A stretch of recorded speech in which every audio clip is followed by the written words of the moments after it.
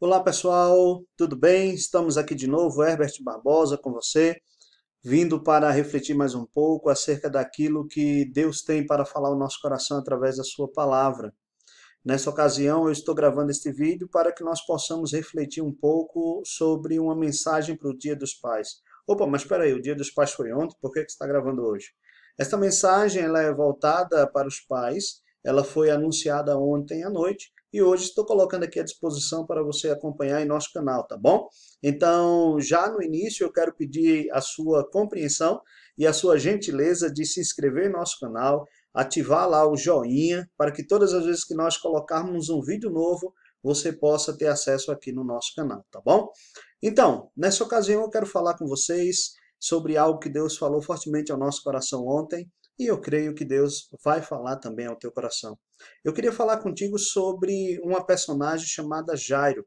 A história de hoje, ela está relacionada a Jairo, um dos principais da sinagoga, que estava com a sua filha enferma, e estando com a sua filha enferma, ele foi até os pés de Jesus buscando a solução para a sua filha. Então, o que eu quero falar com vocês hoje está registrado no Evangelho de Marcos, capítulo 5, verso 21 e verso 24, bem como é dado continuidade posteriormente no verso 35 ao verso 43. Então você pode pegar a sua Bíblia, fazer esta leitura e você vai acompanhar comigo, portanto, todas as ações que Jairo teve ali como pai diante de Jesus. E essas são as ações que nós refletimos ontem, que eu quero trazer para você, você que está me assistindo que é pai, que você possa assumir essas ações diante da sua família, diante de Deus, diante da sociedade. E se você que está assistindo porventura não é pai, mas tem um desejo temeroso diante do Senhor, quer sempre ser assertivo, essas atitudes de Jairo, ela pode servir também para o nosso crescimento. Eu tenho certeza que elas vão servir para a nossa maturidade de fé. Portanto, o texto ele vai nos mostrar que, tendo Jesus voltado do outro lado do lago, Jesus aproxima-se e desce do barco. E quando Jesus está descendo do barco, a Bíblia diz que Jairo, vendo ele, Jairo vai até ele e se prostra. Isso diz no verso 22 que Jairo se prostra perante o Senhor, e no verso 23 diz que ele insistentemente suplicou ao Senhor para que ele fosse até a sua casa e pusesse as suas mãos sobre a sua filhinha, porque ela estava com uma enfermidade muito grande. Gente, é este o cenário que nós temos diante de nós nesta passagem, e é este o cenário que eu quero refletir com vocês nessa tarde, sobre três atitudes que Jairo teve, que nós podemos trazer para nós como pais, que nós podemos trazer para nós como homens e mulheres de Deus, para sermos assertivos diante de alguma circunstância adversa e diante das impossibilidades. Qual foi a primeira atitude que Jairo teve? A de se prostrar. Mas quem era Jairo? Se você observar o texto sagrado, a Bíblia vai dizer que Jairo era um dos principais da sinagoga. Ser um dos principais da sinagoga é ser uma pessoa, naquela época, que tinha a responsabilidade de acolher pessoas que estavam com necessidades diante de si. Necessidade de um conselho, necessidade de uma oração, necessidade de uma orientação. As sinagogas, elas serviam para orientar as comunidades diante da religião judaica, bem como a orientação na vida comum. E quando a Bíblia diz que Jairo era um dos principais da sinagoga, é que Jairo possivelmente ele era a pessoa que organizava tudo ali na sinagoga, desde a liturgia até as questões mínimas da vida cotidiana, no qual a sinagoga tinha esta responsabilidade. Lembremos que em Jerusalém havia o templo. As sinagogas elas ficavam nas cidades e eram compostas ali cerca de entre 5 e 10 pessoas ou um pouquinho mais. Jairo fazia parte de uma dessas sinagogas. E quando ele vai diante de Jesus, na beira da praia, onde existe uma multidão enorme ali, Jairo, ele não está preocupado com o que as pessoas vão pensar de si, ele não está preocupado com as suas credenciais, mas ele quer ver a solução do seu problema, ele quer ver a solução para o impossível que se apresentava para ele. Então, por isso que Jairo toma uma primeira atitude, que é a de se humilhar diante de Jesus. E essa é a atitude que eu e você devemos tomar diariamente. sempre nos humilharmos aos pés de Jesus. Mas por que Jairo se humilha aos pés de Jesus? Possivelmente tenha chegado aos ouvidos de Jairo todos os boatos e as verdades que Jesus vinha curando, por onde ele passava, ele curava pessoas. Devemos lembrar que o Evangelho de Marcos, ele mostra também que Jesus é Senhor, e é Senhor da criação, é Senhor do reino espiritual. Ele tinha expulsado o demônio do endemoniado de Gadá, e mostra também que ele é Senhor sobre as enfermidades, ele é o Senhor da vida. Então, Jairo vai até os pés de Jesus se humilhar perante ele, porque ele reconhece que somente Jesus é capaz de resolver os seus problemas. E eu quero convidar você a entender isso neste momento, nesta tarde, nesta manhã ou nesta noite. Que Jesus, somente Ele, é capaz de resolver os impossíveis que nos acometem no decorrer da vida. Lembremos que se Jairo vai até Jesus, é porque todas as outras fontes que ele buscou naturalmente não tinham sido suficientes para prover a cura para sua filha. E quando Jairo se humilha perante Jesus, ele tem uma segunda atitude. E a segunda atitude de Jairo é orar incessantemente, é suplicar insistentemente diante de Jesus. E é isso que nós devemos fazer também. Não adianta apenas nos humilharmos.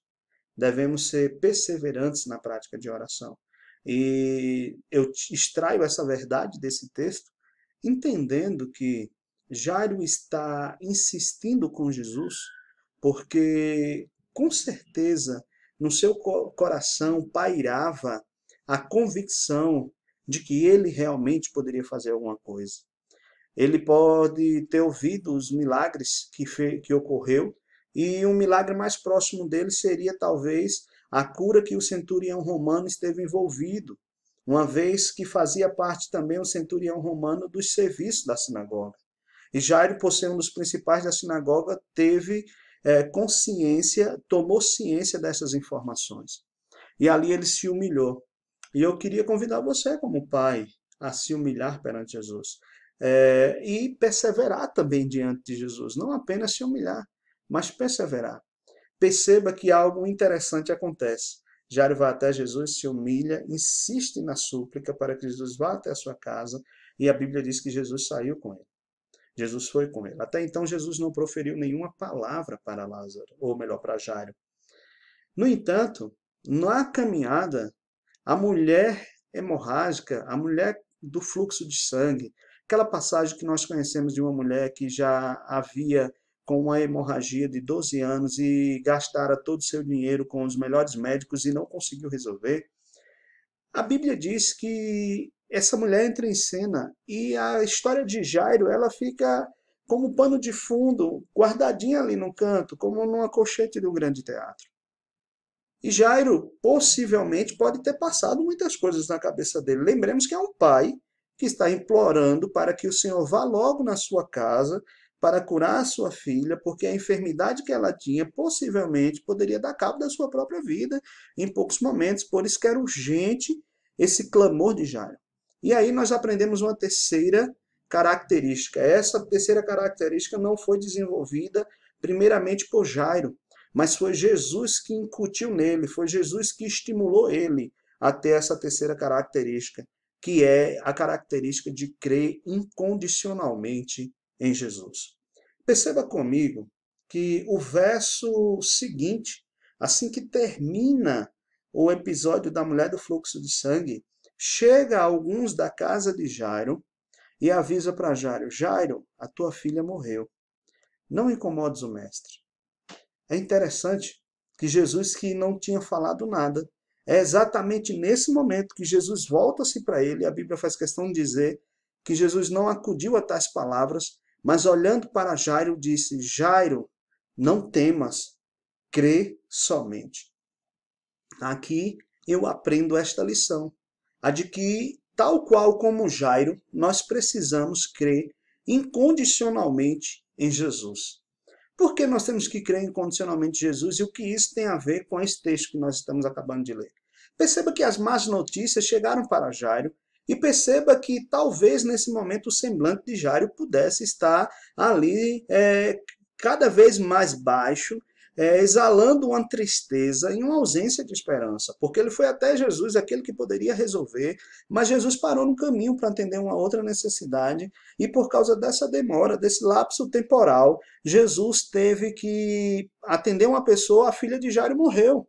Então é natural que Jairo pudesse pensar, poxa, se Jesus tivesse chegado mais cedo na minha casa, a minha filha teria resistido à enfermidade. No entanto, é nesse momento que Jesus nos chama, como chamou a Jairo, para não crer nas circunstâncias da vida, mas para crer na voz dele incondicionalmente. Não apenas na voz dele, quando diz não temas, mas crer nele. Quando Jesus diz não temas, tão somente creia, era como se Jesus estivesse dizendo, Jairo, não temas estas notícias negativas, não temas a notícia de que a morte venceu, creia tão somente em mim. Em outras palavras, era como se Jairo estivesse ouvindo da boca de Jesus. Você viu que eu acabei de curar uma mulher. Eu sou poderoso para fazer isso. Então é nesses momentos que nós somos desafiados a crer incondicionalmente em Jesus. Porque diversos elementos se levantarão em nossos dias como más notícias para abalar nossa fé. Mesmo depois de termos humilhado diante de Jesus, mesmo depois de termos perseverado em oração, e vale lembrar que esse momento, esse aparecimento da mulher do fluxo de sangue, também está dentro do ato soberano de Deus em administrar todas as coisas. Deus usa o crivo do tempo para nos fazer crescer e que nós possamos alcançar maturidade através do mesmo. Então, Jairo poderia ali ficar triste, mas Jesus disse, não temas, creia tão somente em mim. Não temas, meu irmão, meu amigo, minha amiga, não temas nas notícias negativas que chegam, não temas na razão, ou seja, a razão pode dizer que é impossível alguém que está morto reviver, mas nós temos a prova bíblica, Jesus dizendo que sim, com ele isso é possível. A experiência pode dizer que você nunca viu algo acontecendo, mas Jesus não está atrelado e nem preso aos aspectos experienciais da minha e da sua vida. Jesus é soberano, Jesus é poderoso e talvez as emoções possam dizer que não vai acontecer, nós estamos cabisbaixo, triste, preocupado. Não se preocupe. Creia tão somente na voz de Jesus. A voz de Jesus é suficiente para mudar todos os quadros. Então essas são as atitudes de Jairo. O texto nos diz que Jesus entra na casa com seus discípulos mais próximos, com Pedro, Tiago e João, e com o pai e a mãe da menina. Pega a menina no braço e profere as seguintes palavras. Talitá cumi, que significa menininha, levanta e anda. Jesus usa o mesmo termo praticamente que Jairo utilizou, porque Jairo vai até Jesus quando se humilha e diz, Senhor, vem até a minha casa porque a minha filhinha está doente, a minha filhinha está enferma. Jesus, quando pega no braço, Jesus diz, menininha, minha filhinha, meu cordeirinho, levanta-te e anda. Entendamos de uma vez por todas. Jesus nos ama, ama a nossa casa, ama a nossa família, ama a nossa história, e para Ele, ainda que alguém esteja morto aos olhos humanos, isso é um simples cochilo diante daquele que tem a voz da vida para proferir a morte que entrega os seus mortos. Jesus está cuidando de mim e de você. Jesus está operando maravilha em nossas vidas. Por isso eu convido você, como pai, a se humilhar, perseverar e crer incondicionalmente em Jesus. E você que não é pai ainda, assimile para si todas essas atitudes presentes nessa passagem e que Deus possa estar te abençoando. Se você ficou conosco até aqui, não se esqueça, se inscreva em nosso canal, ative o sininho e com certeza você estará recebendo atualizadamente todos os vídeos e postagens que nós fizermos no nosso canal. Deus te abençoe, um cheiro.